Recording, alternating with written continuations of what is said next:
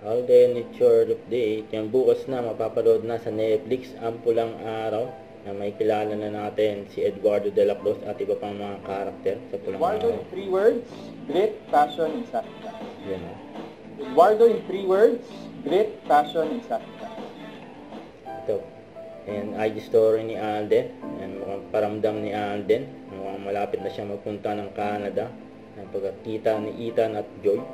Ang Lola Mga Bagay. pre-gala preps ko with Before Belo. Belo.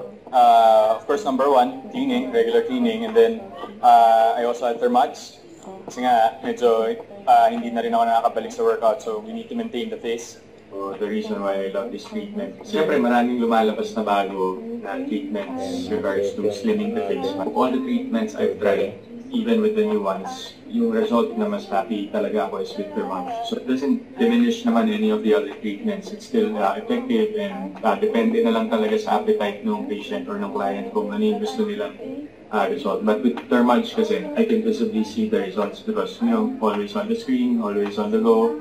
And then, medyo chubby cheeks talaga ako eh. It's in the, nasa genes namin yan eh. But with Thermage kasi, parang doon ko na-achieve yung look na gusto ko for my face and jawline. Yun o. Kaya gwapo si Alden. May-maintain niya. Butis artista. And Bello Baby.